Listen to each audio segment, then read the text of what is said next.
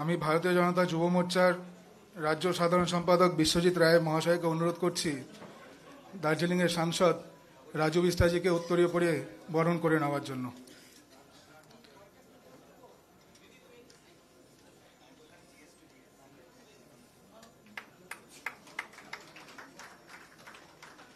আমি যুব মোর্চার শিলিগুড়ির সভাপতি অরিজিৎ দাস মহাশয়কে ডেকে নিচ্ছি যুব মোর্চার রাজ্য সভাপতি ইন্দ্রনীল খাঁ মহাশয়কে বরণ করে নেওয়ার জন্য। আমি আমাদের 4 নম্বর ওয়ার্ডের কাউন্সিলর বিবেক সিং মহাশয়কে ডেকে নিচ্ছি শিলিগুড়ির এমএলএ এবং chief opposition whip doctor Shankar ঘোষকে বরণ করে নেওয়ার জন্য।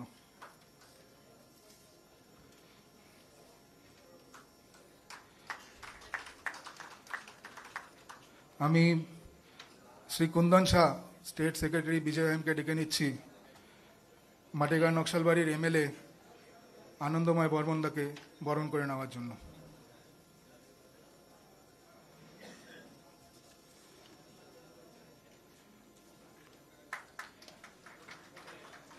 আমি তর্পিতা সরকার মহাশয়া ভারতীয় জনতা মহিলা মোর্চার জেলা সভানেত্রীকে ডেকে নিচ্ছি মাননীয় শ্রী অমিত জান মহাশয়কে বরণ করে নেওয়ার জন্য।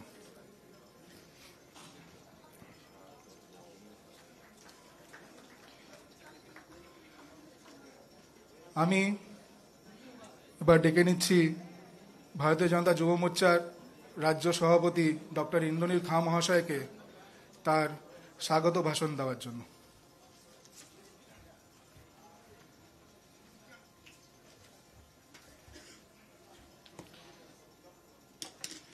নমস্কার।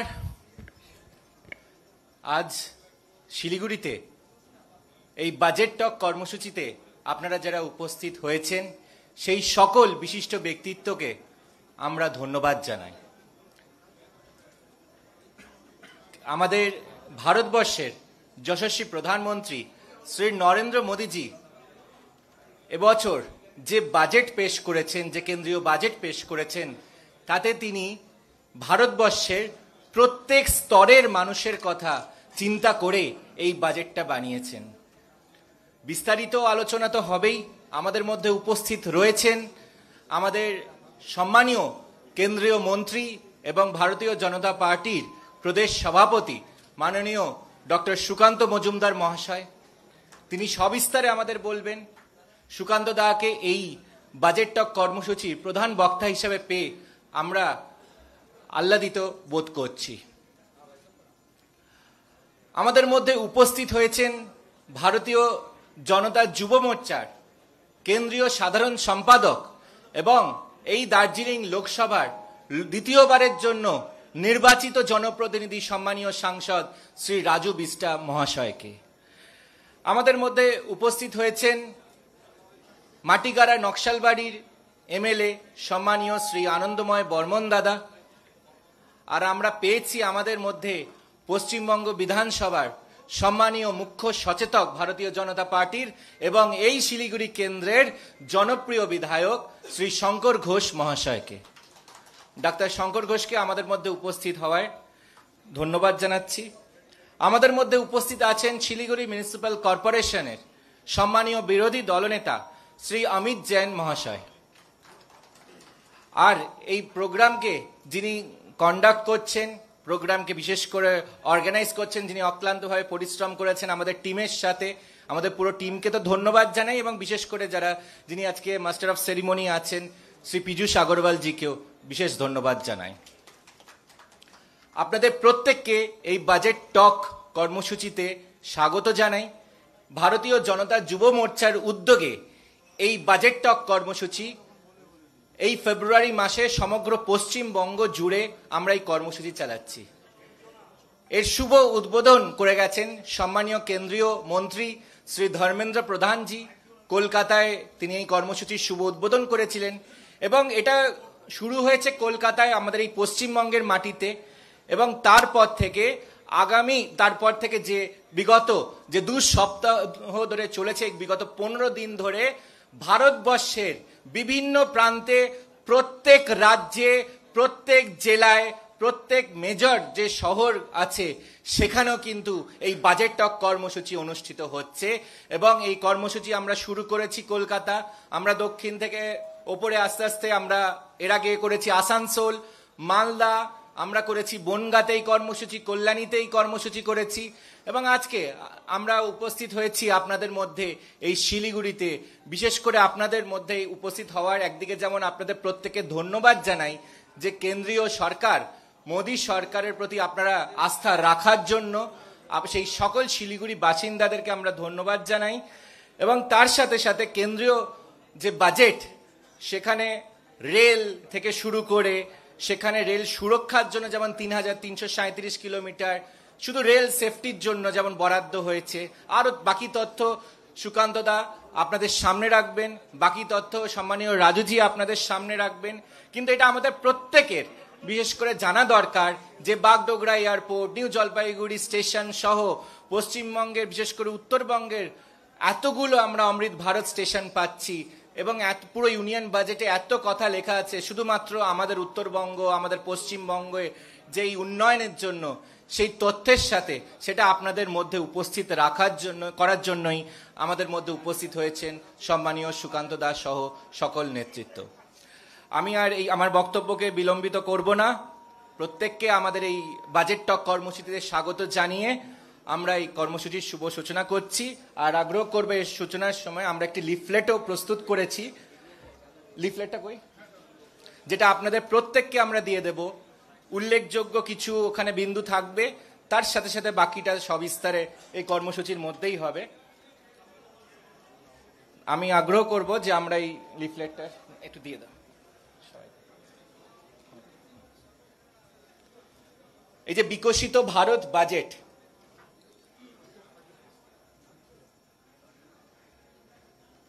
আপনাদের প্রত্যেকের কাছে এটা পৌঁছে যাবে, পৌঁছাতে শুরু করে দিয়েছে। পশ্চিমবঙ্গের মানুষ আমরা কি পাচ্ছি, ভারতবর্ষে কি পাচ্ছি, এই যে মধ্যবিত্তদের জন্য যে এত কিছু করা হয়েছে, আপনাদের মধ্যে এই লিফলেটের মাধ্যমেও আমরা কিছু বিন্দু রাখছি। আর আমরা আগ্রহ করব যে পরবর্তী আমাদের সঞ্চালক ভাই পীযূষ দাকে আমাদের এই কর্মসূচিকে এগিয়ে নিয়ে যেতে। আর এটা নিয়ে একবার ছবি তুলে এটা নিয়ে একবার সবাই মিলে দাঁড়ান বলে দেব।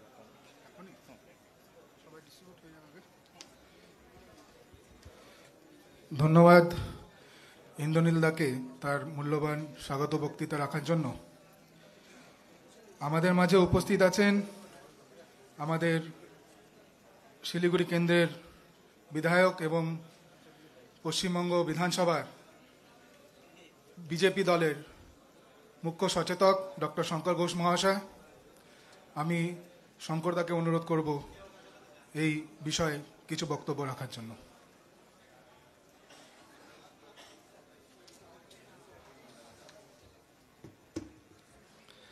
ধন্যবাদ পীযূষ। মঞ্চে উপস্থিত আছেন ভারত সরকারের মন্ত্রী সম্মানীয় ডক্টর সুকান্ত মজুমদার মহাশয়, উপস্থিত আছেন আমাদের দার্জিলিং লোকসভা কেন্দ্রের সম্মানীয় এমপি শ্রী রাজু বিস্তা মহাশয়। ধন্যবাদ দেব ডক্টর ইন্দ্রনীল খাঁকে এই মঞ্চে আসন গ্রহণ করতে বলবার জন্য। উপস্থিত আছেন আমার সহকর্মী বিধায়ক শ্রী আনন্দময় বর্মন মহাশয়, উপস্থিত আছেন আমাদের শিলিগুড়ি মিউনিসিপ্যাল কর্পোরেশনের মাননীয় বিরোধী দলনেতা শ্রী অমিত জৈন মহাশয়, এবং আজকের এই বাজেট টক অনুষ্ঠানে উপস্থিত সুধীবৃন্দ। I will not take too much of time. Already Indranil Khai expressed that our discussion will be progressed by the two keynote speakers, Dr. Sukanto Majumdar and Sri Raju Bista Mahasaya. For every student of politics or for every student of population who are interested about the progress of the country, we should have a general idea regarding budget.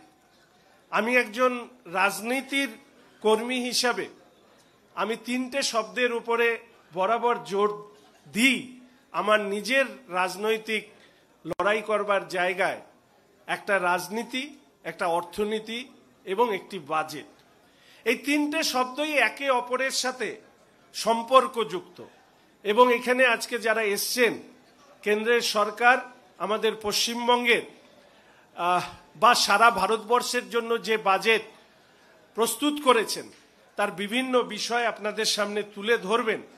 কিন্তু তার পাশাপাশি আমি যেহেতু এই মুহূর্তে পশ্চিমবঙ্গ বিধানসভার অভ্যন্তরে আমাদের রাজ্য বাজেট পেশ করা হয়েছে, তার ডিপার্টমেন্টাল বাজেট নিয়ে আলোচনা আগামী 10 তারিখ থেকে শুরু হবে, যেভাবে লোকসভায় শুরু হওয়ার কথা। তো আমি দু একটি কথা আপনাদের সামনে রাজ্য বাজেট নিয়ে আপনাদের সামনে বলবো। প্রথমত, বাজেটের সবথেকে বড় বিষয় হচ্ছে আমাদের আয় কত হচ্ছে আর সরকার সেই আয় নিয়ে কত টাকা ব্যয় করছে। এখানে আপনারা যারা আছেন তারা জানবেন যে আমরা অনেক সময় আমাদের রাজ্যের মন্ত্রীদের কাছ থেকে শুনতে পাই there is a scarcity of money, অর্থের অভাব। এবং আরেকটি কথা শুনতে পাই যে কেন্দ্র টাকা দিচ্ছে না। আমি আপনাদের সামনে একজন ভারতীয় জনতা পার্টির বিধায়ক হিসেবে 2-3টে তথ্য দিয়ে আমি আমার কথা শেষ করব। আমাদের এই বছরের রাজ্য বাজেট পেশ করা হয়েছে 3 লক্ষ কোটি টাকার একটু বেশি।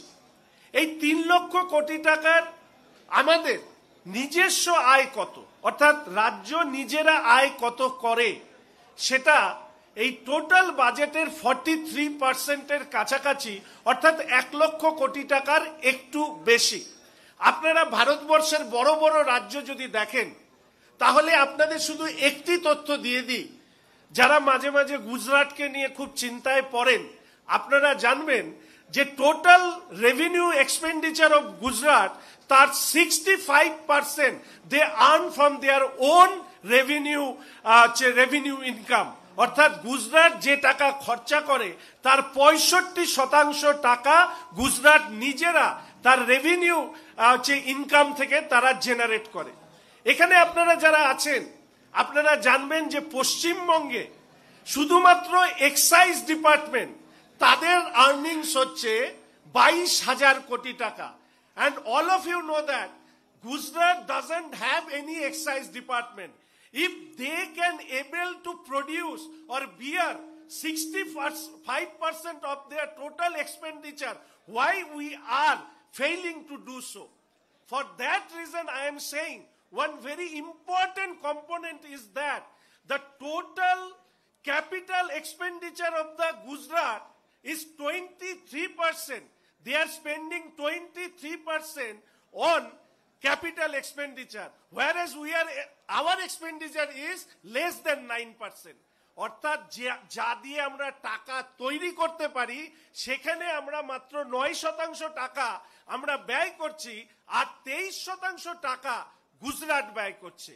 এইখানে দাঁড়িয়ে এই ইমব্যালেন্স তৈরি হয়েছে। তো আমি হাসতে হাসতে বলেছিলাম বাজেটে আমার স্পিচে যে আমাদের মাননীয় অর্থমন্ত্রী চন্দ্রিমা ভট্টাচার্য তিনি কোথা থেকে টাকা আসবে করছেন। তা আমি ওনাকে উদাহরণ হিসেবে বলেছিলাম যে আমাদের যেখানে বাজেট আমরা পড়ছি তার কাছেই চ্যাটার্জি মুখার্জি স্ট্রিট আছে। ওই চ্যাটার্জি মুখার্জি স্ট্রিটে যদি ঘোরাফেরা করা যায় তাহলে দেখা যাবে যে সমাজসেবীরাও কোটি কোটি টাকা আয় করছে, আর আমাদের রাষ্ট্রমন্ত্রী তিনি কেন পাচ্ছেন না যে আমাদের রেভিনিউ জেনারেট করতে। তো আমি অনুরোধ করেছি একটু যাতে গবেষণা হয়, কেননা যাদের সাইকেলে আগে চালাতে পাংচার হয়ে যেত 3 বার করে, তারা অনেক বড় বড় গাড়ি নিয়ে ঘুরছে, তাহলে তাদের রেভিনিউ জেনারেট হচ্ছে, রাজ্যের রেভিনিউ জেনারেট কেন হচ্ছে না সেইটা আমি জানতে চেয়েছিলাম। এবং আমি এর সাথে আমি কনক্লুড করব, যেহেতু আমার 2 লিডার সুকান্ত দা এবং রাজু বিস্তা মহাশয় বসে আছে, আমি বেশি সময় নিতে চাই না। আমরা নর্থ বেঙ্গলে থাকি, আপনারা শুনলে অবাক হবেন আমাদেরকে কিভাবে প্রতি মুহূর্ত তথ্য দিয়ে বোকা বানানো হয়। 2020-21 সালে নর্থ বেঙ্গল ডিপার্টমেন্টের বাজেট অ্যালোকেশন ছিল 701 কোটি টাকা 2020-21 সালে, আর 2024-25 আমাদের নর্থ বেঙ্গলের বাজেট অ্যালোকেশন হচ্ছে 866 কোটি টাকা। 866 66 কোটি টাকা। কিন্তু মজার বিষয় হচ্ছে যে আপনি যদি 2023-24-এর রিভাইজড এস্টিমেট বাজেটের দেখেন, সেখানে রিভাইজড এক্সপেন্ডিচার হচ্ছে নর্থ বেঙ্গল ডেভেলপমেন্ট ডিপার্টমেন্টের 586 কোটি টাকা। অর্থাৎ আমরা 2020-21-এ 700 কোটি টাকা বাজেট অ্যালোকেশন করেছিলাম, কিন্তু 2000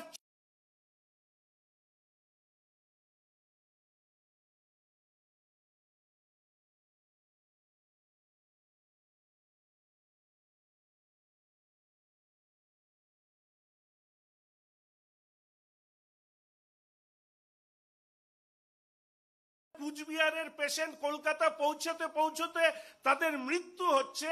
আমার এখানে ভালো হেলথ ইনফ্রাস্ট্রাকচার নেই, আমাদের এখানে আরো বেশি টাকা দেওয়া হোক। আপনাদেরকে অনুরোধ করব, রাজ্য বাজেটের একটু বই পড়বেন। I am saying on my words without having a word regarding any political party, আমি শুধু এইটুকু বলবো, এই রাজ্য বাজেট হচ্ছে একটা উত্তরবঙ্গের মানুষের সাথে প্রতারণার দলিল। তাই আমাদের এখানে মাদ্রাসার বাজেট হয়ে যায় 5,000-6,000 কোটি টাকা, কিন্তু উত্তরবঙ্গ উন্নয়ন দপ্তরের বাজেট 1,000 কোটি টাকাও হয় না।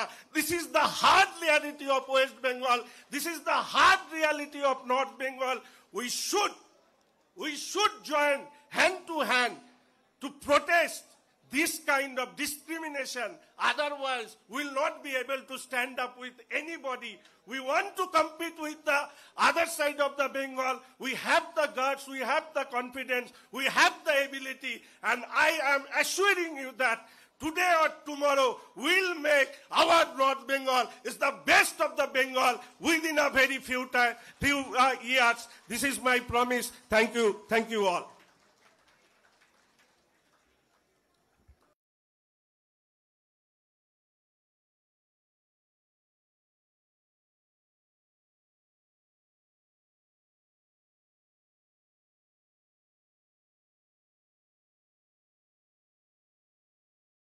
भारतीय जनता पार्टी के राष्ट्रीय प्रवक्ता, भारतीय जनता युवा मोर्चा के राष्ट्रीय महासचिव और वर्तमान में जो पार्लियामेंट्री सेलेक्ट कमेटी है इनकम टैक्स के ऊपर में चर्चा करने के लिए, उस कमेटी के एक सम्मानीय सदस्य है।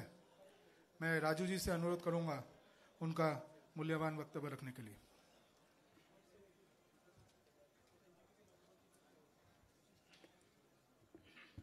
भारत माता की, भारत माता की। ऐसा लग रहा है मैं चंडीगढ़ में बैठा हूं। भारत माता की। अब थोड़ा लग रहा है। आज के इस बजट पर चर्चा कार्यक्रम में हमारे बीच मुख्य अतिथि के रूप में उपस्थित केंद्रीय मंत्री और भारतीय जनता पार्टी पश्चिम बंगाल के अध्यक्ष आदरणीय सुकांतो मजूमदार जी, पश्चिम बंगाल के चीफ व्हिप और सिलीगुड़ी के लोकप्रिय विधायक आदरणीय शंकर घोष जी,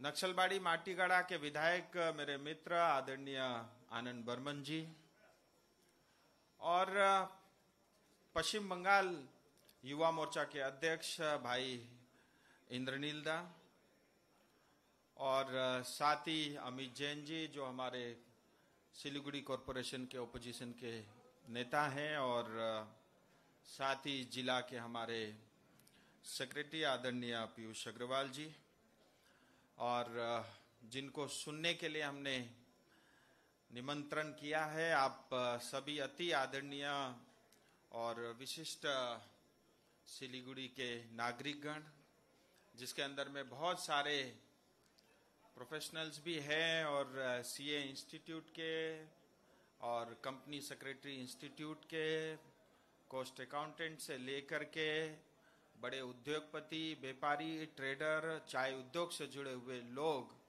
और रियल एस्टेट और अन्य कामों से जुड़े हुए लोग यहाँ पे उपस्थित है। मैं आप सबका और सभी कार्यकर्ताओं का इस बजट चर्चा कार्यक्रम में स्वागत करता हूँ।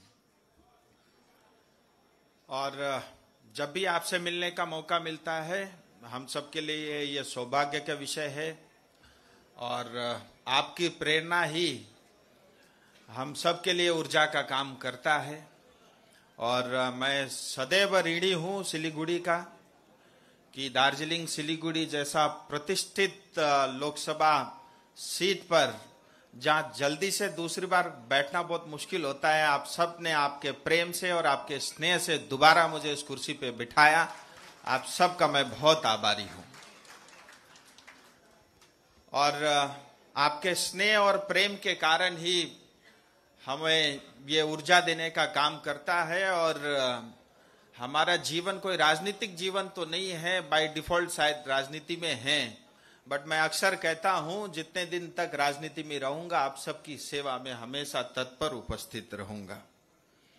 जहां तक बजट की बात है, हम सब लोग जानते हैं कि ये एक अपने आप में ऐतिहासिक बजट था। हिंदुस्तान का इकोनॉमी और स्केल लगातार तेजी के साथ बढ़ रहा है। जहां 10वें स्थान की दुनिया की सबसे बड़ी इकोनॉमी होती थी, आज 5वें स्थान पे है और मुझे लगता है अगले 4 साल के अंदर में 3रे स्थान पे हम आ जाएंगे। और मुझे ये भी खुशी है कि आज भारत सरकार जब भी पार्लियामेंट में अपना बजट पेश करती है हम सबको गर्व होता है, क्योंकि 1 साल के लिए 50 लाख करोड़ का बजट जो है भारत सरकार हम सब के लिए घोषित करती है। और इस बार का बजट जो है मुख्यतः जो है 2025 का बजट टैक्स सुधार से लेकर के कृषि और टूरिज्म से लेकर के इंफ्रास्ट्रक्चर के ऊपर में जोर दिया था। और इस बार के बजट में पहली बार मुझे ऐसा महसूस हुआ कि पर्यटन से लेकर के हिली एरिया से लेकर के नॉर्थ ईस्ट से लेकर के नॉर्थ बंगाल जैसे क्षेत्र को प्रमुखता के साथ जो है स्थान मिला, क्योंकि इस बार के बजट में 2 चीज और मुख्य थी। एक तो पर्वतीय क्षेत्र और साथ में रूरल इंफ्रास्ट्रक्चर के ऊपर में जोर था। मुझे लगता है इसके कारण हमारे जैसे क्षेत्र को इसका लाभ होगा। दूसरी मुख्य बात, आप सब जानते हैं लगातार 5वें वर्ष जो है 10 लाख करोड़ से ज्यादा का जो है भारत सरकार कैपिटल के ऊपर में कैपेक्स इंफ्रास्ट्रक्चर कर रही है, यानी कैपिटल इंफ्रास्ट्रक्चर पे ऊपर में खर्च कर रही है, जो इस साल के बजट में बढ़ करके 11.1 लाख करोड़ रुपीस हो गया है। और जब भी भारत सरकार या कोई भी सरकार अपनी तरह से जो है कैपिटल इन्वेस्टमेंट करती है और कैपिटल एसेट क्रिएट करती है, उससे वो साफ दर्शाता है कि सरकार की मंशा क्या है और सरकार जो है विकास को लेकर के किस प्रमुखता के साथ काम कर रही है। हम सबको इस बात की भी खुशी है कि इस बार के बजट में 12 लाख रुपए तक जिसकी सालाना आय है उसको टैक्स ब्रैकेट से अलग रखा है। और हमारे बीच चार्टर अकाउंटेंट के साथी भी यहाँ मौजूद है, वो सब जानते हैं एक स्पेशल डिडक्शन मिलता है करीब 75,000 का साल में, अगर वो स्टैंडर्ड डिडक्शन जोड़ दे तो 12,75,000 तक अगर किसी की आय है तो उसको टैक्स में पूरी तरह इनकम टैक्स में छूट है। मुझे लगता है हम मध्यम वर्गीय लोग ज्यादा हैं यहाँ पे, और मुझे लगता है सिलीगुड़ी के करीब 90% लोग हैं जो इस टैक्स के बोझ से उन्होंने मुक्ति पाई है। हम सब के लिए खुशी की बात है। टूरिज्म को लेकर के बात थी कि 50 अलग अलग टूरिस्ट डेस्टिनेशन हब को भारत सरकार डेवलप करेगी, और मैं ऐसा मानता हूं कि 50 जब डेस्टिनेशन को डेवलप करने की बात आएगी उसमें हमारा दार्जिलिंग और सिलीगुड़ी अवश्य होगा। और इतना ही नहीं, होम स्टे टूरिज्म से लेकर के बुद्धिस्ट टूरिज्म सर्किट से लेकर के उड़ान कनेक्टिविटी की भी इस बजट के अंदर में चर्चा हुई, जहां 120 नए जो है गंतव्य को जो है विकसित करने का उड़ान स्कीम के अंतर्गत भारत सरकार ने ये घोषणा की है। और मुझे आपको ये बताते हुए खुशी है, मैं हाल ही में एविएशन मंत्री जी से मिला था, जो हेलीकॉप्टर सर्विस बागडोगरा से आज सिक्किम को मिल रही है, बहुत जल्द दार्जिलिंग और कालिंपोंग को भी वो कनेक्टिविटी मिलने जा रही है। कृषि को लेकर के बड़ी राहत थी, जहां किसान क्रेडिट लिमिट 3 लाख से बढ़ा करके 5 लाख कर दिया है। और कैपिटल इंफ्रास्ट्रक्चर के बारे में मैं ऑलरेडी बता चुका हूं। और जल जीवन मिशन के लिए 2028 तक बढ़ा करके 100% घरों में जो है शुद्ध जल, पीने का जल पहुंचाने का ये वादा भी भारत सरकार का है। और मुझे पता है हमारे यहाँ बहुत सारी जगह पे भ्रष्टाचार के भेंट चढ़ जाता है, यानी हर घर जल की जगह हर घर नल हो पड़ा हुआ है। और मुझे ये भी बताते हुए खुशी है कि पिछले 3 दिन से लगातार जो है केंद्र सरकार की एक टीम जो है अपने क्षेत्र में भ्रमण पे है और जहां टूटी हुई है उसको ठीक भी कराया जाएगा। एमएसएमई को लेकर की जो है उनके क्रेडिट फैसिलिटी को लेकर के बड़ी घोषणा इसके अंदर में हुई है। शिक्षा को प्राथमिकता दिया गया है, हेल्थ इंफ्रास्ट्रक्चर को प्राथमिकता दिया गया है। और हमारे क्षेत्र में भी मैं देख रहा था 53 ऐसे ब्लॉक लेवल के अस्पताल है या जो पीएचसी सेंटर है या जिसके अंदर में बिल्डिंग लेस पीएचसी सेंटर है, उनको भी विकसित करने के लिए 220 करोड़ रुपए की जो है राशि स्वीकृत हुई है। ये भी इस बजट के अंदर में कहा गया है। और जहां तक पश्चिम बंगाल की बात है तो रेलवे से लेकर के तमाम चीजें के ऊपर में, मेट्रो से लेकर के हाईवे, सड़क और वायु मार्ग से लेकर के तमाम चीजों में जो है केंद्र सरकार ने घोषणा की है।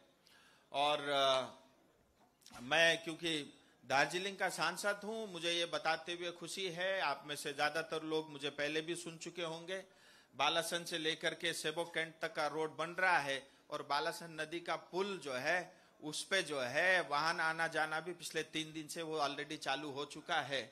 और अगले साल जो है मतलब 2025 इसी साल दिसंबर के आसपास पूरी तरह ये 12.5 किलोमीटर की सड़क बन के तैयार होगी। और बहुत जल्दी जो है वहां से सेबक कैंट से लेकर के नया कोरोनेशन ब्रिज तक 14 किलोमीटर की 4 लेन एलिवेटेड हाईवे बनेगी। कोरोनेशन ब्रिज का नया अल्टरनेटिव जो है ब्रिज बनने की स्वीकृति ऑलरेडी मिल चुकी है। अगले 1-8 महीने के अंदर में वो टेंडर प्रोसेस पे आ जाएगा। और अप्रोच रोड मिलाकर के करीब 6 किलोमीटर की कोरोनेशन ब्रिज और रोड बनेगा। जो कोरोनेशन ब्रिज से पहले जो पेट्रोल पंप पड़ता है उस पेट्रोल पंप से लेकर के सीधा जो है वहां जो एलएन-बाड़ी बोलते हैं वहां पे वो ब्रिज निकलेगा। और एलएन-बाड़ी से लेकर के हासीमाड़ा एयरपोर्ट तक 160 किलोमीटर की जो अभी एग्जिस्टिंग सड़क है उसको चौड़ीकरण का काम होगा, जिसमें करीब जो है कई हजार करोड़ भारत सरकार खर्च करेगी और 160 किलोमीटर की सड़क हासीमाड़ा तक तैयार होगी। यानी आज सिलीगुड़ी से बैठ करके जब हासीमाड़ा जाने में आपको 3.5-4 घंटे लगते हैं, भविष्य में आप 2 घंटे में सिलीगुड़ी से हासीमाड़ा पहुंच पाएंगे। और इतना ही नहीं, जो है NH10 को ऑलरेडी NHAIDCL को दे दिया गया है। दार्जिलिंग जाने के लिए NH55 जो पड़ता है वो भी NHAIDCL के पास जा रही है। और इसके साथ ही दार्जिलिंग जाने के लिए इसी माटीगाड़ा से होते हुए जो एक अल्टरनेटिव हाईवे का भी ऑलरेडी DPR बन के तैयार है। और सिलीगुड़ी का रिंग रोड का काम लगातार चालू है और जो है करीब 160 किलोमीटर की सिलीगुड़ी की रिंग रोड बनेगी और वो हमारे लिए एक बहुत बड़ी उपलब्धि होगी और पूरी तरह जो है सिलीगुड़ी को ट्रैफिक से, जाम से मुक्ति मिलेगी। इतना ही नहीं, हर घर जल से लेकर के और बागडोगरा एयरपोर्ट का आप सब लोग देख ही रहे हैं, करीब 1600 करोड़ की टेंडर ऑलरेडी हो चुकी है। पहले फेज में जो है 1600 करोड़ का काम हो रहा है और दूसरे फेज में फर्दर जो है करीब 1500 करोड़ का जो है योजना ऑलरेडी भारत सरकार की तरफ से स्वीकृति मिल चुकी है। चाहे सड़क हो, चाहे विमान हो, चाहे रेल हो, सिलीगुड़ी से आज 3 वंदे भारत जो है ट्रेन ऑलरेडी चल रही है और नया लाइन फुल्ली इलेक्ट्रिफिकेशन करने का भी जो है काम चालू है। DHR के लिए 3-4 नए जो इंजन बन के तैयार हैं और भविष्य में जो DHR NH55 है उसको DHR और रोड को भी एक ही करने की योजना भी चल रही है। चाहे आवास योजना हो, चाहे हर घर जल योजना हो, ये तमाम चीजों पे काम चल रही है। और मैं कुल मिला के ऐसा मानता हूं कि जो धरातल में अपनी आंख से दिखता है असली विकास वही है। और हम सब के लिए बजट के मायने तभी हमारे लिए वो इम्पोर्टेंट रह जाते हैं जब उस बजट का कुछ हिस्सा हमारे क्षेत्र में खर्च हो। और गोरखपुर से लेकर के जो सिलीगुड़ी हाईवे बनना है, ये तमाम काम जोड़ करके मुझे ये बताते हुए खुशी है कि केंद्र सरकार सिर्फ एक जिले और एक कॉन्स्टिट्यूंसी के ऊपर में करीब 60,000 करोड़ से ज्यादा का रकम जो है विकास कार्य के लिए खर्च कर रही है। मैं ज्यादा नहीं कहूंगा, हमारे बीच मंत्री जी भी उपस्थित हैं और उनके वक्तव्य के बाद जो है कुछ प्रश्न उत्तर का भी विषय रहेगा। जो नया टैक्स बिल आ रहा है जिसके अंदर में अनेक चैप्टर और अनेक अलग अलग धाराएं थी और करीब 5 लाख से ज्यादा उसके अंदर में शब्द और वर्ड थे, उसको कम करके 2.5 लाख किया गया है।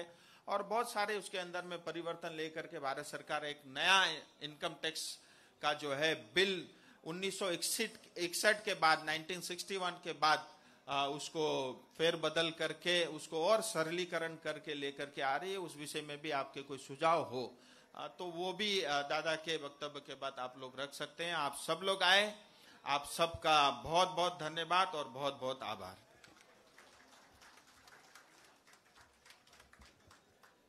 धन्यवाद राजू जी का। मैं उम्मीद करता हूं कि आप सभी को ये लिफलेट मिल गई होगी।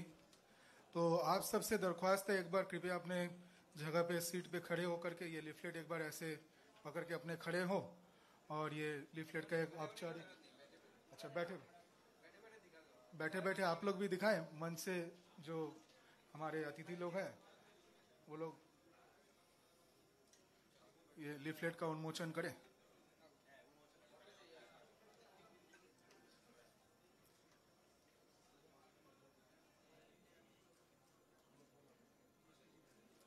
धन्यवाद।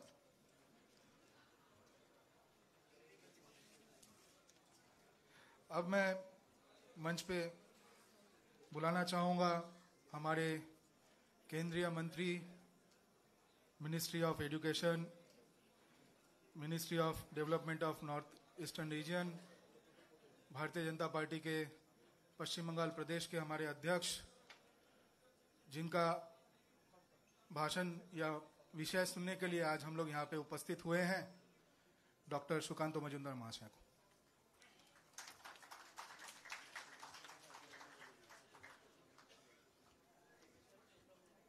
সবাইকে নমস্কার। শিলিগুড়িতে সমস্যা হচ্ছে কোন ভাষায় বলবো, বাংলা, হিন্দি, ইংরেজি, নেপালি বা গোর্খা অল্প বলতে পারি। আলি আলি বলনু सकते, पूरा तो बोलनू सकते ही ना।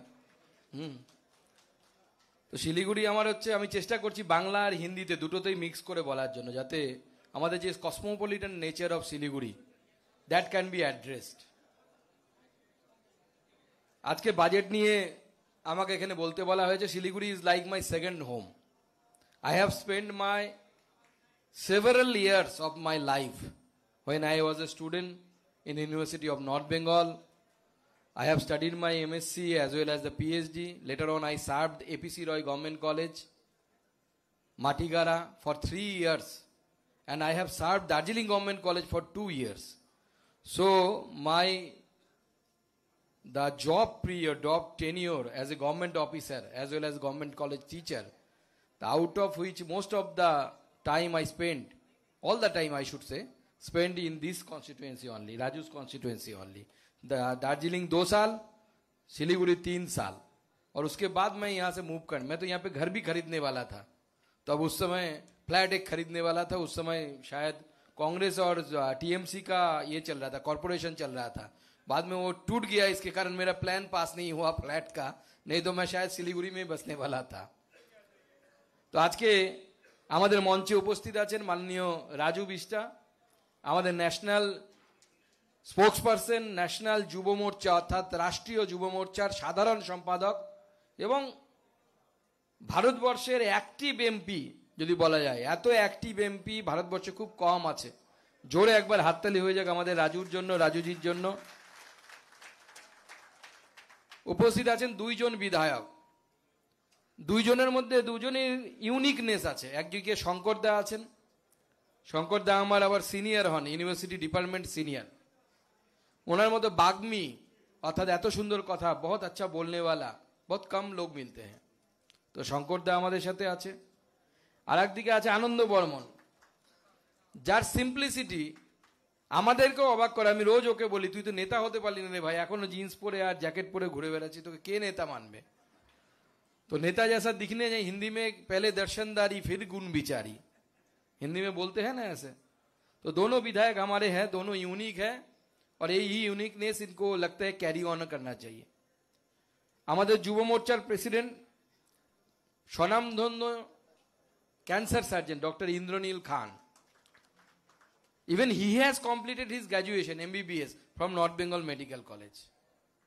তো ওনারও নর্থ বেঙ্গল মেডিকেল কলেজের সাথে সম্পর্ক আছে।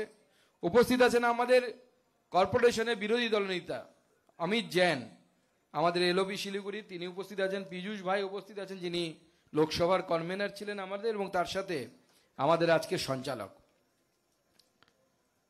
बजट, राजू जी ने हमारे सामने बजट के ऊपर थोड़ा बहुत ग्लिम्सेस यानी थोड़ा बहुत लाइट रोशनी डाली। तो बजट के ऊपर मैं आऊंगा। मैं सीधा अभी चेन्नई आईआईटी से आ रहा हूं। चेन्नई आईआईटी से मैं चेन्नई से फ्लाइट लेके बागडोगरा उतरा। तो चेन्नई आईआईटी ते आमी যতক্ষণ সময় কাটালাম, মোদিজির সরকার এবং অন্য সরকারের মধ্যে পার্থক্য কি এই সমস্ত জায়গায় গেলে বোঝা যায়। আপনারা জানলে অবাক হয়ে যাবেন মোদিজি আসার পর কি পরিবর্তন হয়েছে। দ্য ফার্স্ট থিং যেটা পরিবর্তন হয়েছে, that has change, that is the mentality of the Indians. Now hour youth is also saying okay we can do, we can deliver, we have the potential and we will deliver.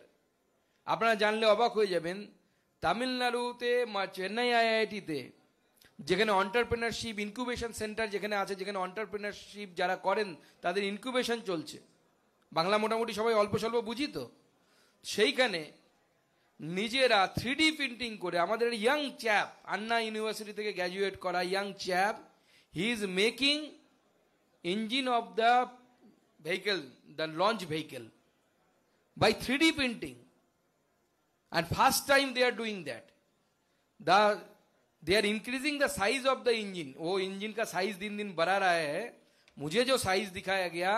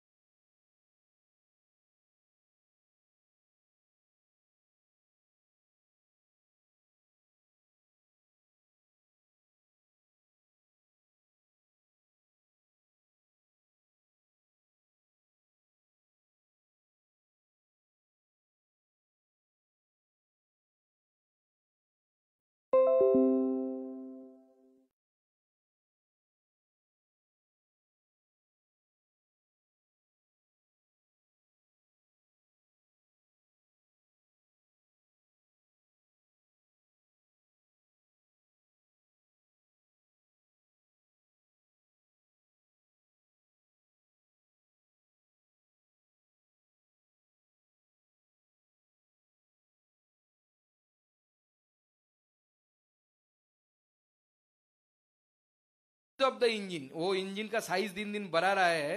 मुझे जो size दिखाया गया,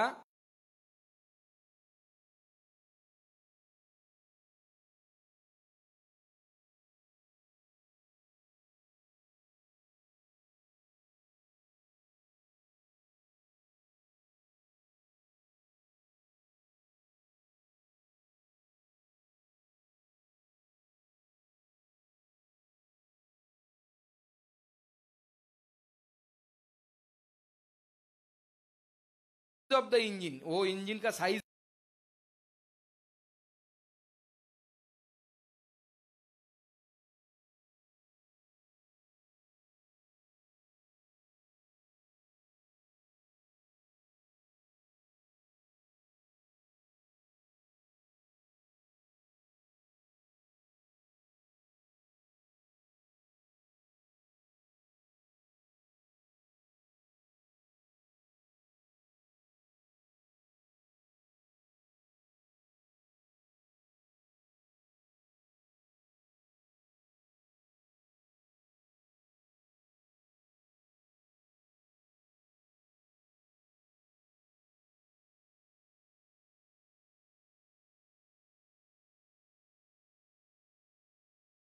नहीं बोल रहे, कोई political party नहीं बोल रहा है।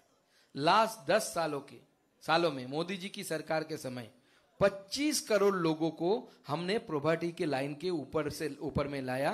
और ये हम नहीं कह रहे, international bodies they are saying that 25 crore लोग अति गरीबी रेखा से ऊपर आ गए।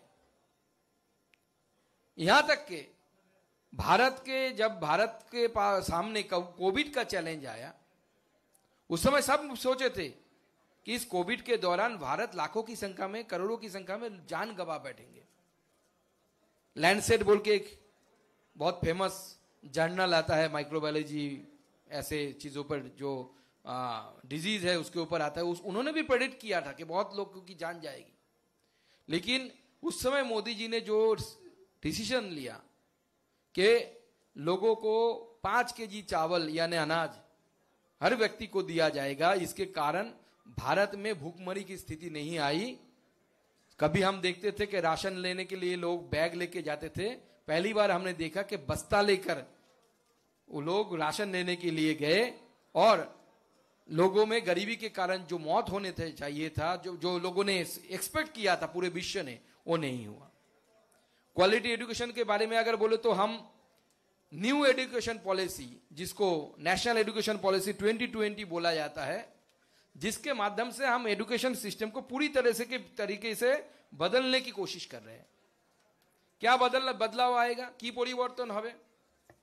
আমাদের শিক্ষা ব্যবস্থার যদি আমরা খুদ দেখার চেষ্টা করি যে আমাদের শিক্ষা ব্যবস্থার অসুবিধাটা কোথায়, আমাদের কোনো একটা যুবককে যদি জিজ্ঞেস করি যে তুমি কি পারো, the answer will come, I am a graduate. আমি আশা করছি বোঝাতে পারছি। কি পারো, what is your skill? Our education system is lacking the skilling. Skillful worker, আমি graduate, that is my degree. এই নতুন সভ্যতায় বা নতুন সময়ে আমি কি পাস করেছি, এমএসসি করেছি না পিএইচডি করেছি না গ্র্যাজুয়েশন করেছি, it does not matter actually. Matter what I can deliver, what kind of potential I have in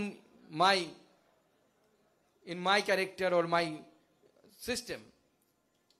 তো আমরা আমাদের যে এডুকেশন পলিসি এনেছি, এই এডুকেশন পলিসি হবে হচ্ছে মাল্টিডিসিপ্লিনারি। একজন ছেলে who is pursuing graduation in physics, maybe he or she can elect music as their subject, even some skill subject. That would be the part of the education system. Not only so, the skill subject will get the similar weightage, একই রকম weightage পাবে। কেউ ভালো দৌড়তে পারে, ভালো তার sportsman হওয়ার ক্ষমতা আছে, সেও সেই একই ওয়েটেজ তার শিক্ষা ব্যবস্থায় তাকে দেয়া হবে। আজকে শিক্ষা ব্যবস্থার উপর বক্তব্য নয়, তাই আমি তার ডিটেলসে যাচ্ছি না। তার সাথে মাল্টি লেভেল এক্সিট এবং এন্ট্রি।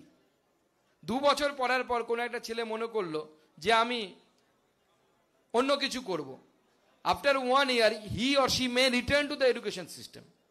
এতে লাভ কি হবে? লাভ একটাই হবে, আজকে আইআইটিতে যদি আপনারা যান, বিভিন্ন আইআইটি, আমি বেশ কয়েক মাস আগে Hyderabad IIT I have visited.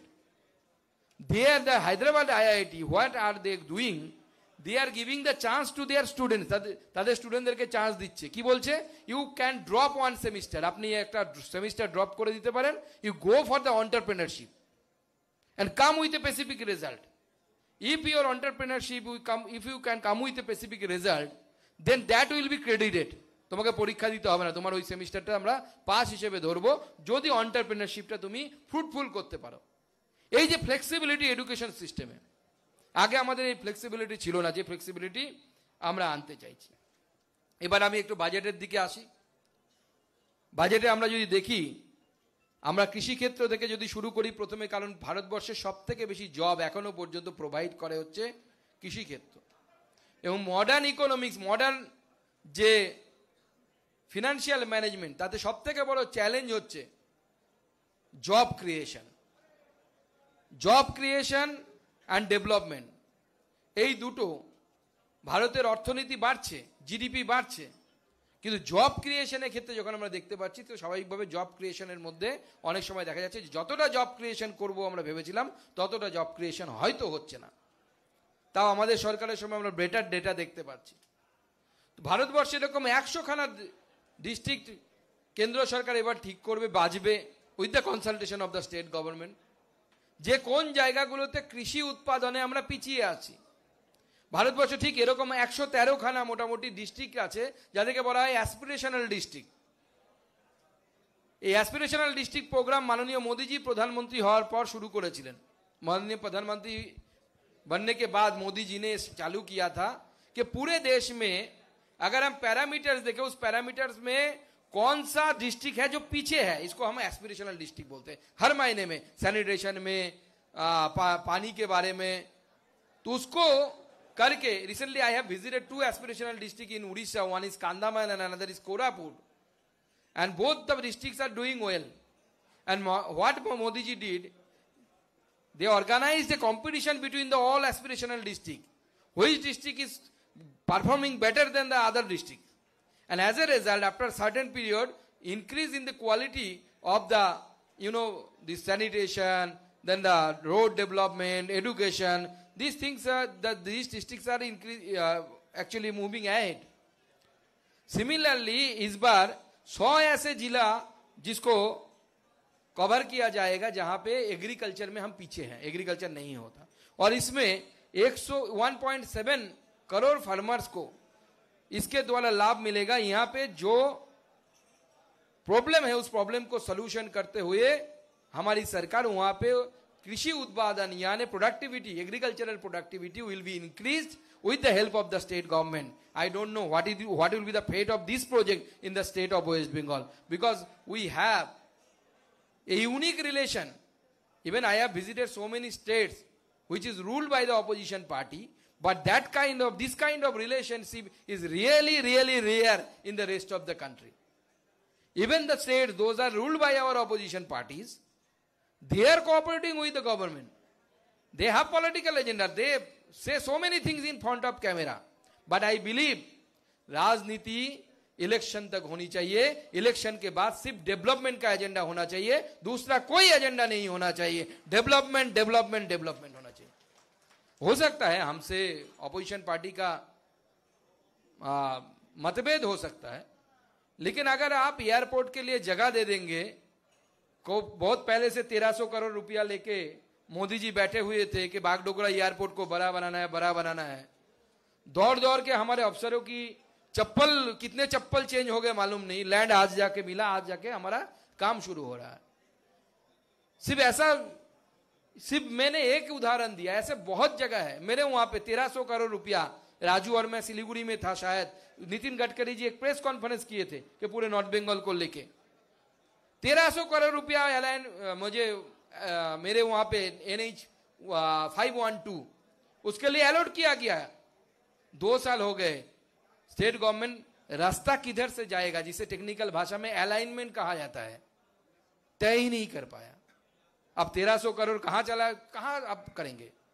तो ये जो हमारा अप्रोच है, बाकी दूसरे अगर राज्य को देखे जो हमारे ऑपोजिशन पार्टीज भी रूल करते हैं, they are eager to take that money. उनको बोलने से 3 दिन के अंदर प्रोजेक्ट बना के भेज देंगे सरकार को कि ये दे दीजिए, या they have the ready projects, आप पैसा दीजिए, we are ready to run it.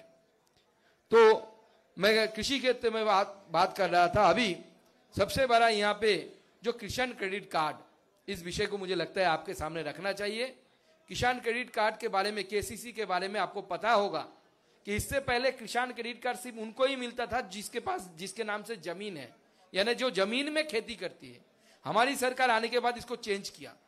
आप पोल्ट्री करते हो तो आपको किसान क्रेडिट कार्ड मिलेगा, आप अगर मछली उत्पादन करते हो जो हमारे नॉर्थ बंगाल में बहुत जगह में होता है तो आपको किसान क्रेडिट कार्ड मिलेगा। और इसके साथ साथ इस बार किसान क्रेडिट कार्ड के द्वारा जो लोन मिलता था, बहुत कम इंटरेस्ट रेट में मिलता है, आपको पता है, उसकी सीमा बढ़ाकर 3 लाख से लेकर 5 लाख तक किया गया, जिसके द्वारा पूरे देश के लगभग 8 करोड़ किसानों को इसकी सुविधा मिलेगी।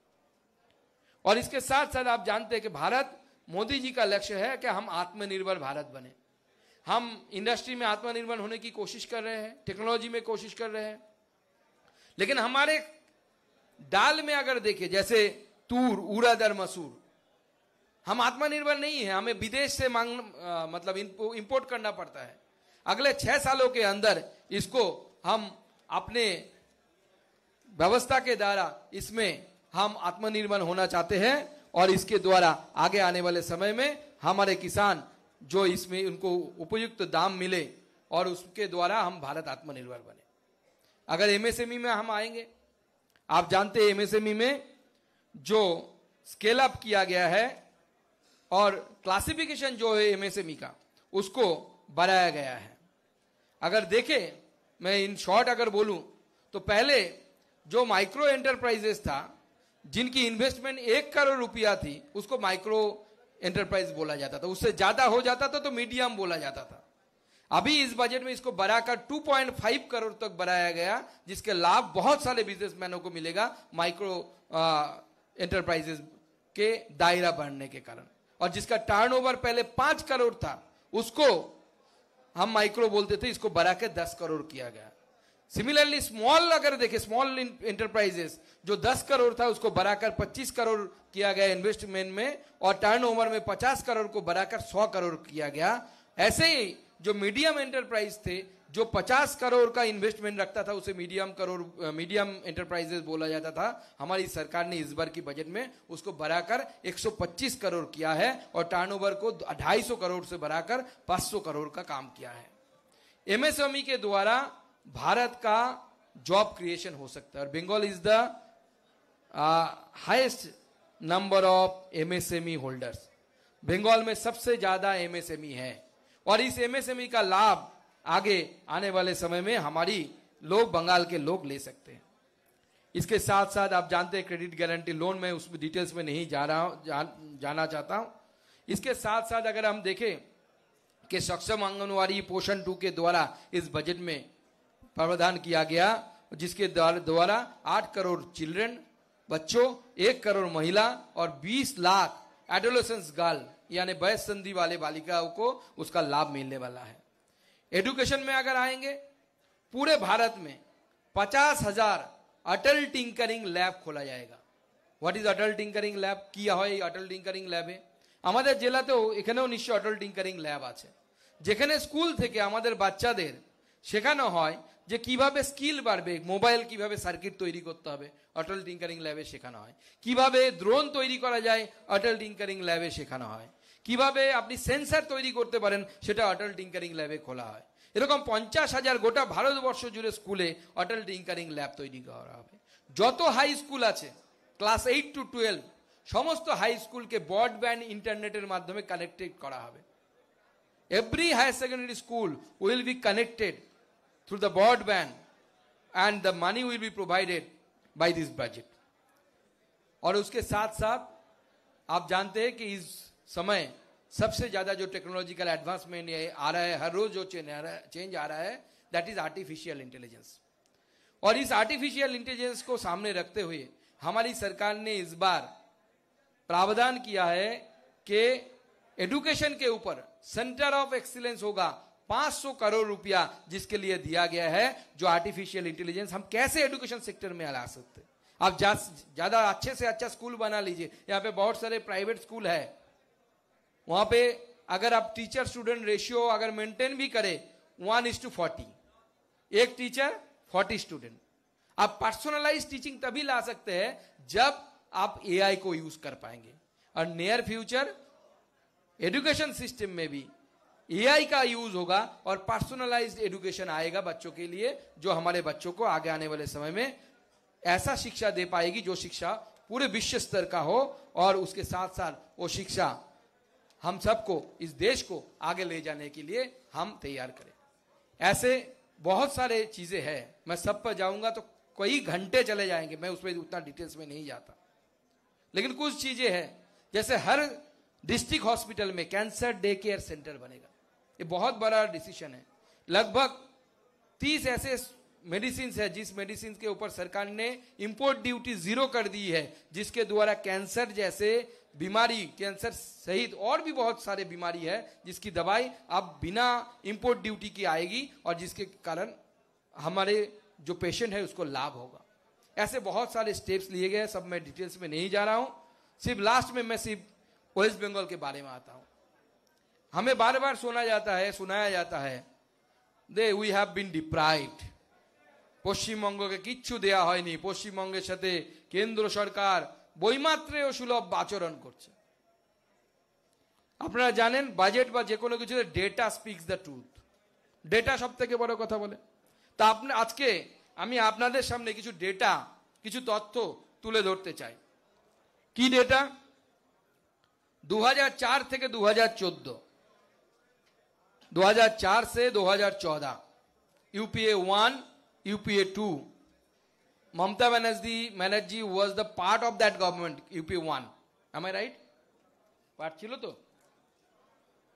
At that time, tax devolution কি যারা সিএস বা চার্টার্ড তারা ভালো জানেন, ইন্ডাস্ট্রিয়ালিস্টরা ভালো জানেন, আমি সাধারণ যারা আমাদের কার্যকর্তা আছে তাদের জন্য বলছি।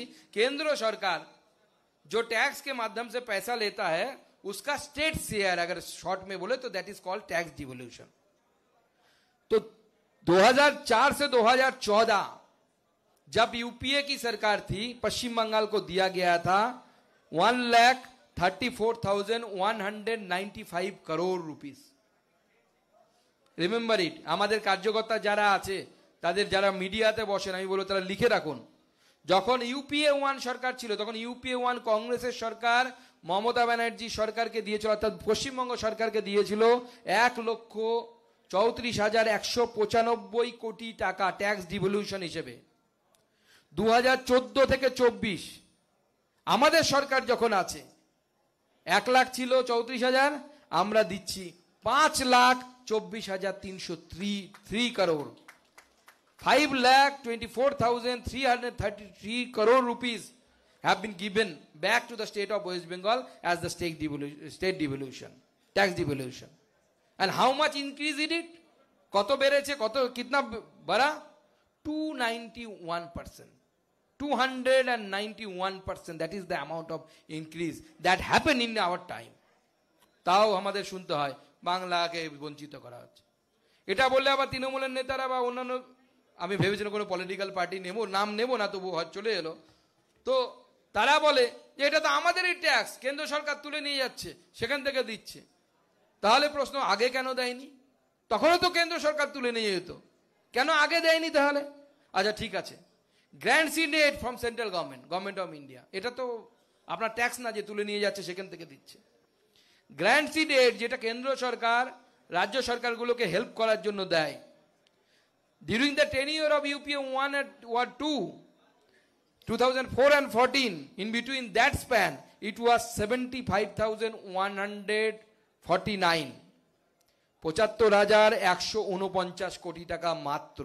আমাদের সময়ে কত দেওয়া হয়েছে মনে রাখবেন, 75,000, আর আমাদের সময় 3,75,000 থেকে 3,02,689 কোটি টাকা, 3,02,689 crore rupees.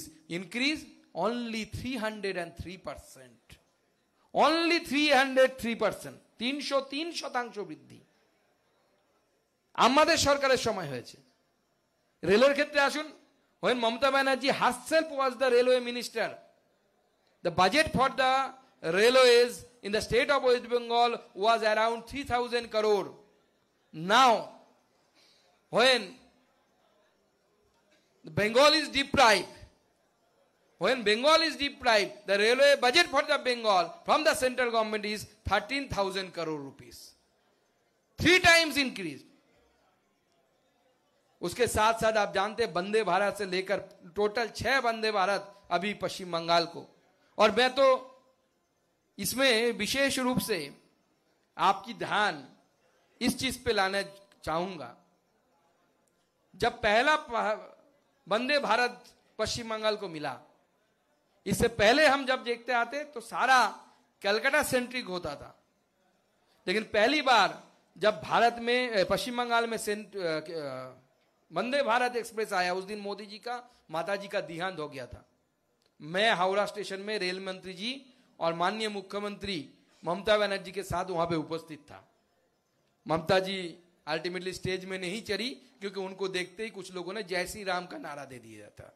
अब मालूम नहीं जय श्री राम बोलने में किसको क्या एलर्जी होती है, मुझे तो पता नहीं, लेकिन वो स्टेज में नहीं चढ़े। बहुत बार गवर्नर साहब ने रिक्वेस्ट किया, रेल मंत्री जी ने रिक्वेस्ट किया, तो फिर भी वो नहीं चढ़े। लेकिन पहला वंदे भारत एक्सप्रेस जब पश्चिम बंगाल को मिला, वो हावड़ा टू एनजीपी मिला. This is the change in the mindset of the government, and this is our government. We proudly claim that. North Bengal को कभी बोला जाता था नॉर्थ बंगाल, ऐसा बोला जाता था, ऐसी मानसिकता से नॉर्थ बंगाल को देखा जाता था. लेकिन हमारी सरकार अगर उत्तरबंग, अगर इस ওয়ার্ড বেঙ্গলি में बोला जाता है उत्तरबंग, বাংলায় যখন বলে উত্তরবঙ্গ, আমাদের সরকার, কেন্দ্র সরকার যখন দেখে তখন সেটাকে শুধু উত্তরবঙ্গ হিসেবে দেখে না, উত্তমবঙ্গ হিসেবে দেখে, যে সবথেকে বেস্ট ইনভেস্টমেন্ট আমরা এখানে আনবো. সেজন্য এই চিকেন নেক, রাজু বললো আপনাদের সামনে 60,000 কোটি টাকা, তাই তো রাজু, 60,000 करोड़ रुपया चिकन नेक में हम इन्वेस्ट कर रहे. क्यों? It is related with the security of our country. It is not related to the vote bank only. It is related to the security of our country. And we believe in the mantra that is country first, party second, self last. And this is the representation of that. This is the demonstration of that. देश के लिए इस chicken neck जो है, ये जो Siliguri corridor है, it is the one of the most important area of our country. So that's why we are investing here. And it is required that we should invest. আমি বলছিলাম যে আমাদেরকে যে বারবার বঞ্চিত হওয়ার কথা বলে, আমাদেরকে বলা হয় আমরা দিই না. দেখুন 12 ফিনান্স কমিশন যখন ছিল 2005 এবং 2010, তখন এই যে সেন্ট্রাল ট্যাক্সেস যেটা বলা হয় শেয়ার, আমাদের ভাগ, আমরা বারবার বলি আমাদের টাকা তুলে নিয়ে গিয়ে কেন্দ্র সরকার, আমাদের মুখ্যমন্ত্রী বলেন কেন্দ্র সরকার নাকি নিয়ে নিচ্ছে. 2005-2010 কত পেতেন? টোটাল শেয়ারের 30.5%, 30.5. 13 ফিনান্স কমিশন একটু বাড়লো 32%. 14 ফিনান্স কমিশন যখন মোদীজি এলেন, 14 finance commission suggested it should be 42%. Modi ji accepted that. Modi ji ने इसको एक्सेप्ट कर लिया और उसके बाद जो टोटल टैक्स केंद्र सरकार ले जाती है उसका 42% स्टेटों को दिया जाता था. पहले जो 30% था उसको बढ़ाकर 42% लाया गया. ये मोदी जी का काम है. इसलिए आज अगर रेलों की बारे में बात करेंगे तो जैसे मैंने बताया कि हर जगह में रेलवे नेटवर्क को जोड़ने के लिए हमारी केंद्र सरकार तत्पर है, लेकिन यहां पे भी अड़चने हैं. 62 projects are there throughout the state. We cannot complete it because we don't have the land. Even one of them, I think 2 of them out of 62 in my constituency, Balurghat Hilli, which is also important for Indian internal security, as well as Kaliaganj Radhikapur. We are not getting the land, so that's why we can't complete it. শুধু তাই নয়, আমি ট্যাক্সের ব্যাপারে বলছি না, একটা জিনিস ভুলে গেছি আপনাদেরকে বলা উচিত আমার. সেটা হচ্ছে আমাদের কেন্দ্র সরকার আসার পর আমাদের কেন্দ্র সরকার 50 বছরের জন্য রাজ্যগুলোকে ইন্টারেস্ট ফ্রি লোন দেওয়ার ব্যবস্থা করেছে. সেই জন্য আজকে তথ্য দিয়ে আমি এখানে প্রমাণ করলাম যে আমাদের বিরুদ্ধে আমাদের বিরোধী দল যে বক্তব্যগুলো রাখে সেগুলো সবই মিথ্যাচারে ভর্তি, মিথ্যাচার ছাড়া অন্য কিছু নয়. আজকে পশ্চিমবঙ্গের বিভিন্ন জায়গায় অমৃত ভারত স্টেশন দেওয়া হয়েছে. শিলিগুড়ি, জলপাইগুড়ি এমন কোনো কনস্টিটিউয়েন্সি নেই যেখানে অমৃত ভারত স্টেশন পাওয়া যায় না. আজকে আপনি জানেন যে আমি যে জেলা থেকে আসি, I don't have the positional importance as the Siliguri is, because it's a corner of the state surrounded by 3 sides of its 3 sides by Bangladesh. But সেই জেলা থেকেও এখন ডাইরেক্ট দিল্লির ট্রেন পাওয়া যায়, ডাইরেক্ট কলকাতার ট্রেন পাওয়া যায়, যেটা আজ থেকে 10 বছর আগে ভাবা সম্ভব ছিল না. এটা শুধুমাত্র মোদিজি করতে পারে. মোদিজির সবকা সাথ, সবকা বিকাশ, সবকা বিশ্বাসের মন্ত্র এটা করতে পারে, অন্য কেউ করতে পারে না. আজকে তাই আমি আর আমার বক্তব্যকে দীর্ঘায়িত করব না. আরো অনেক কিছু বলার ছিল, but it will take lots of time. Already I have spoken more than 30 minutes I think. তো সেই জন্য আমি আমার বক্তব্যকে দীর্ঘায়িত না করে, এইবারকার যে বাজেট হয়েছে এটা সর্বাঙ্গীন বাজেट, सब चीज़ों को टच करने वाला, किसान के लिए है, युवाओं के लिए है और मिडिल क्लास के लिए, जो राजू जी ऑलरेडी बता चुके हैं इसलिए मैं नहीं बोल रहा हूँ. 12 लाख रुपए तक अगर आपका इनकम है, यानी 12,75,000 बी पे सिविक, तो आपको 1 पैसा टैक्स गिनना नहीं पड़ेगा. मुझे भी अगली बार एक भी टैक्स नहीं देना पड़ेगा, इसलिए मैं भी खुश हूं और most of the middle class families they are very happy with this decision and this is a path breaking decision. और डिसीजन क्या है, उस समय इलेक्शन चल रहा था दिल्ली में, हमारे ऑपोजिशन पार्टी में, पार्टी का नाम नहीं ले रहा हूं, वो बोल रहे थे कि मोदी जी आप 7.5 लाख तक क्यों जीरो टैक्स किए है, आप 10 लाख तक करिए, 10 लाख तक करिए।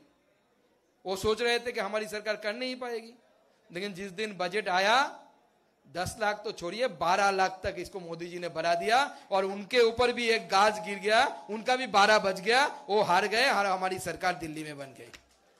सो this is the mindset of Narendra Modi ji and it is a relief to the middle class. And I believe, I am not an economist, I know very little about the economics, but I believe if there is money in the hand of the middle class, they will purchase, purchasability will increase, new investment will come into the market, and as a result industry will get the boom. So मुझे लगता है ये budget एक तरफ किसानों के लिए है, मिडिल क्लास के लिए है, युवाओं के लिए है। हमारे युवा सालों से जॉब्स सीकर बन गए, नौकरी दे दो, नौकरी दे दो, नौकरी दे दो, यहां तक कि सिविक वॉलंटियर बनने के लिए भी लाखों रुपया घूस देने के लिए तैयार है। हमारे युवाओं के माइंडसेट चेंज करना पड़ेगा। अगर तू जितना घूस दे रहा है, जितना घूस दे के करप्ट होके नौकरी ले रहा है, उस पैसे से अगर आप एंटरप्रेन्योरशिप चालू करते हो तो उससे ज्यादा आप इनकम कर सकते हो, ये पॉसिबिलिटीज है। हमारे युवाओं को जॉब सीकर से जॉब गिवर बनाना है। চাকরি চাই, চাকরি চাই, চাকরি চাই এই জায়গা থেকে বের করে আমি চাকরি দেব, আমি জব ক্রিয়েট করব। এবং এই বাজেট সেই ধরনের বাজেট যেখানে যুবা আছে, কৃষক আছে, মহিলা আছে, মধ্যবিত্ত আছে এবং কৃষক থেকে শুরু করে এন্টারপ্রেনার থেকে শুরু করে ইন্ডাস্ট্রি, সায়েন্টিফিক রিসার্চ, আমি সেগুলো ডিটেলসে গেলাম না। আমাদের আগামী দিনে ডাক্তার ৭৫,০০০, আগামী 5 বছরে ৭৫,০০০, 75,000 new doctors will be included in our system. That has been provided, the fund has been provided in this budget. 6,500 new engineers will be included in 1 year. In the new 4th generation IITs, the seat will be increased, infrastructure will be increased, and research, even in case of research, our government is pumping the fund and it is showing the result. আমি আপনাদের সামনে গর্বের সাথে জানাচ্ছি, ভারতবর্ষ এই মুহূর্তে scientific paper পাবলিকেশনে গোটা বিশ্বের মধ্যে 3rd পজিশনে আছে। We are in 3rd in the position in publishing scientific papers throughout the world, and that change has we made. And the main change, what I already spoken about it, that is the change in the mindset. We have the potential, we can do anything and we can achieve whatever we want. That is the belief Modi ji inculcated in the youth of our country, and that was needed, and that will fulfill his dream, that is Vikshit Bharat 2047. That is our aim. ভারতকে বিকশিত ভারত তৈরি করতে হবে। 2047 সালে মধ্যে ভারতকে বিকশিত ভারত হতে হবে। মাননীয় প্রধানমন্ত্রীর লক্ষ্য এটা। এক সময় এই বাংলায় একজন নরেন্দ্র জন্মগ্রহণ করেছিল, যাকে আমরা স্বামী বিবেকানন্দ নামে চিনি। তিনি বলতেন যে আমি দিব্য চক্ষে দেখিতে পাইতেছি ভারত মাতা তার পূর্বাপেক্ষা অনেক বেশি ঐশ্বর্যশালী হয়ে গোটা বিশ্বকে শাসন করছেন। अर्थात हिंदी में बोले तो विवेकानंद जी कहा करते थे कि मैं अपनी डिवाइन आई से देख पा रहा हूं कि भारत माता फिर से जग उठा है और पूरे विश्व के ऊपर राज कर रहा है, पहले से भी और ज्यादा वेल्थफुल होके। इसका हिंदी मुझे पता नहीं इसलिए इंग्लिश यूज कर रहा हूं मैं। और भी ज्यादा वेल्थफुल होके उस नरेंद्र का सपना ये नरेंद्र पूरा करेगा, मैं आपको विश्वास दिलाता हूं, और पूरे एक साथ मिलकर हम विकसित भारत का सपना पूरा करेंगे।